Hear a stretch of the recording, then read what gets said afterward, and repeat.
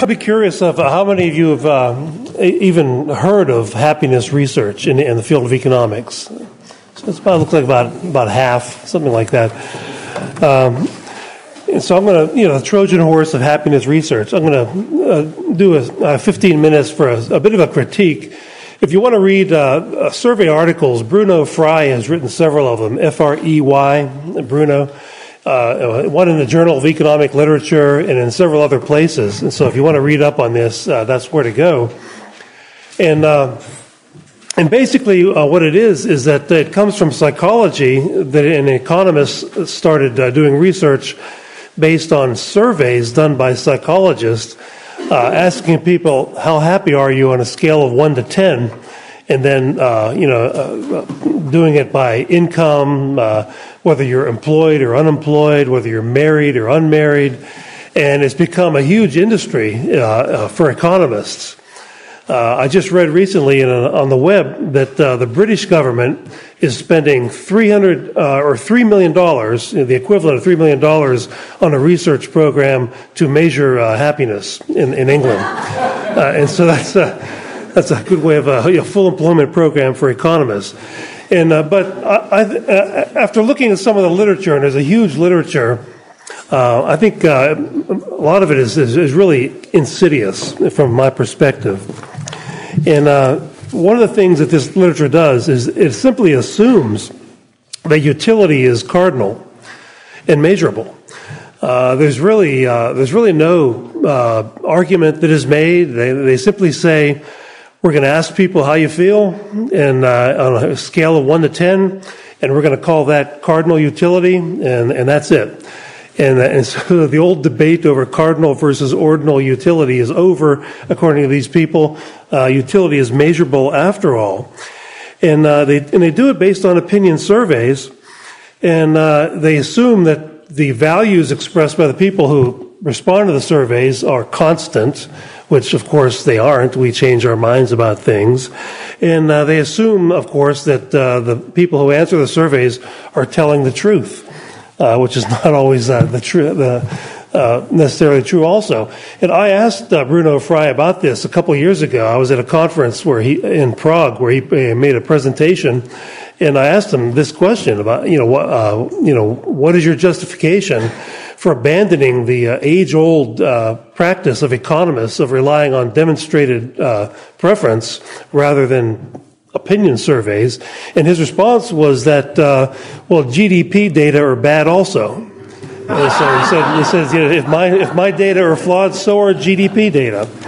And I'm going to read one thing that Murray Rothbard said about this in his article called Toward a Reconstruction of Utility and Welfare Economics. He said, one of the most absurd procedures based on a constancy assumption, that is, constant values, your values don't change, has been the attempt to arrive at a consumer's preference scale not through observed real action, but through quizzing him by questionnaires.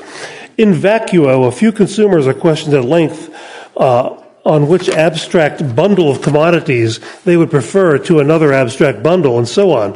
Not only does this suffer from the constancy error, no assurance can be attached to the mere questioning of people when they are not confronted with the choices in actual practice. Not only will a person's valuation differ when talking about them from when he's actually choosing, but there's also no guarantee that he's telling the truth. And so that's a very articulate explanation of why, up until this research came along, economists didn't use opinion surveys. We rely on demonstrated preference. But these people, these researchers have just thrown this out the window. Here's one statement from the Frey survey in the Journal of Economic Literature. He says, quote, happiness functions. They create happiness, mathematical functions. Happiness is a function of income. Happiness is a function of whatever variable they want to measure. Happiness functions have sometimes been looked at as the best existing approximation to a social welfare function. It seems that at long last, the so far empirically empty social welfare maximization is given a new lease on life. And so they've resurrected the old social welfare function that that when I was in graduate school, back when the dinosaurs roamed the earth, I was taught why this is a bogus concept, that you can't aggregate utility in any way. But they claim to be able to aggregate social welfare now with surveys, with these surveys. Another thing that is in this survey is that the literature, there are many articles that have come to this conclusion, that income has increased dramatically since World War II in the capitalist, more or less capitalist countries, but happiness has not. So people go to work every day, they start new businesses, they invent new products, and they keep doing that year after year after year, but it doesn't make them happy. But they keep doing it anyway. But that's what the statistics say. This is all, highbrow econometric research that is used to arrive at these conclusions. They also resurrect interpersonal utility comparisons, because after all, if utility is measurable now with opinion surveys, you can compare. And so we can compare the utility that one person has of a dollar compared to another person based on what they say in these opinion surveys. And of course, that's one of the keystones of Austrian economics is the recognition that this is impossible to make interpersonal utility comparisons. Another conclusion of this research is this, and I'm quoting from the Fry article in the Journal of Economic Literature. Wealthier people impose a negative external effect on poorer people, but not vice versa. So wealthier people impose a negative externality on poorer people because they envy the wealthy. Envy is a negative externality, but according to the econometrics, the poor don't impose a negative externality on the rich. So, and I wrote in a margin here, so the welfare bums and loafers do not impose a negative effect on the people who pay for their welfare benefits. Keep in mind, this is all said after a blur of mathematics and endless regression equations in the academic journals to give them the authority to say these things. Another conclusion, raising everybody's income does not increase everybody's happiness, but improving one's income in comparison to others does. So income redistribution increases everybody's happiness. But if everybody becomes wealthier at the same time, that doesn't increase everybody's happiness. Contrary to all reality. Another conclusion, and I'm going to quote again from Fry, the production of luxury goods such as expensive watches or yachts is a waste of productive resources because overall happiness is reduced. They conducted studies where people claim that they have a negative externality by the fact that other people have Rolexes and yachts. And they claim, and since you can compare utilities now, interpersonal utility comparison, they came to the conclusion that the diminished utility from the envy of the lower income people over the yachts and the watches overwhelms any benefit that the watch owners and the yacht owners have in terms of utility. Okay, therefore, of course, why not tax away the wealth of the people who buy the yachts and the watches?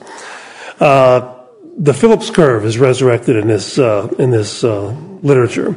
Here's another quote: "If unemployment rises by 5 percentage points, the inflation rate must decrease by 8.5 percentage points to keep the population equally satisfied."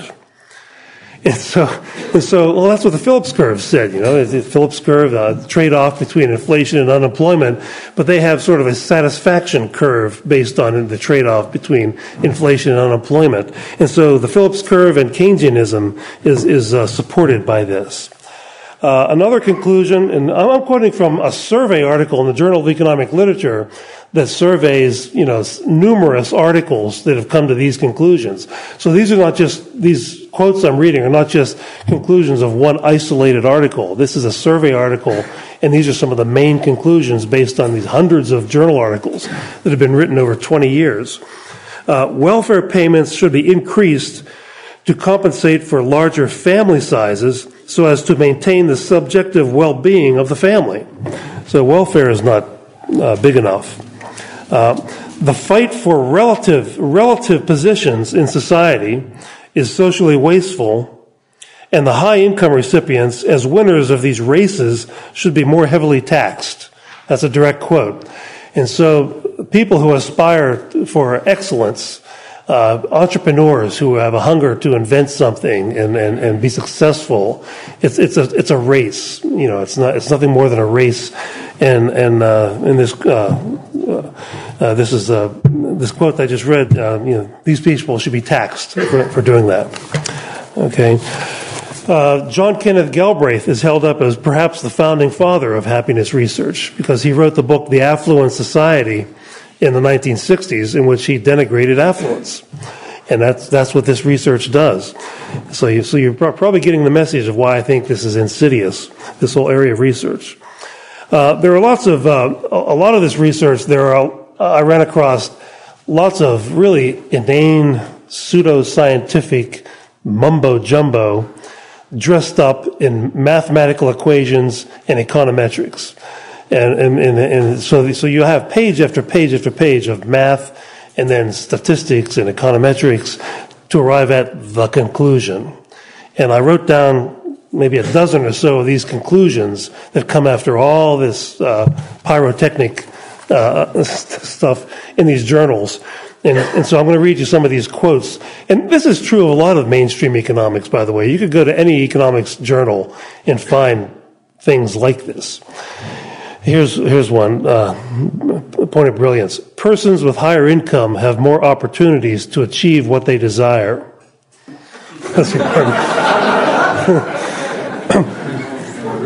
There is diminishing marginal utility with absolute income. British lottery winners reported higher mental well-being the following year. There is more to subjective well-being than just income level. Well, that's a shock. On average, persons living in rich countries are happier than those living in poor countries. Happiness of unemployed persons is much lower than that of employed persons. Experiencing unemployment makes people very unhappy. It sounds like 3-year-olds saying this, doesn't it? This Bruno Frey might win the Nobel Prize for this someday. If Paul Krugman can win it. Freedom and happiness are positively related. Who would ever have thought that? Inflation lowers reported individual well-being. That makes some sense. And then the final thing is there's also a part of the literature. Bruno Frey himself has been publishing in Public Choice for many years, and so he has published some articles on the influence of federalism and democracy. He's from Switzerland, so he's a big fan of direct democracy. And of course, he's done all these econometric studies showing that direct democracy creates happiness in Switzerland anyway. But the way I look at it is, I wrote down my note here, allowing the sheeple to vote makes them happy. And so he sort of makes generalizations about democracy and direct democracy per se, making people happy. But you have to take it into context of what sort of constitutional arrangements there are in a different country. They had, I remember the Soviets used to brag that they had 99% voter turnout. And so they had a form of democracy there. And so there wasn't that much happiness. And so that part of the literature seems very, very incomplete. And that's about all I have time for, I think, for now. I wanted to explain to you why I think so-called happiness research really is a Trojan horse. And there's a lot of it. It's been out there for 20 years, and there are books written about it now. And the final thing I'll mention is that I ran across an article on the web stating that the country of Brazil is, I'll just read you what it says. There's a bill before Brazil's Congress which would insert the phrase pursuit of happiness into Article 6 of the Constitution, which states that education, health, food, work, housing, leisure, and security, among other issues, are the social rights of all citizens. And so that's at least one country where this is being used to sort of resurrect Franklin Roosevelt's Economic Bill of Rights, right to housing, a right to a job, and so forth. And I think that's where this is headed. And Bruno Frey would deny it. I asked him about that, and he denies it. But it sure seems like it to me. And my time's about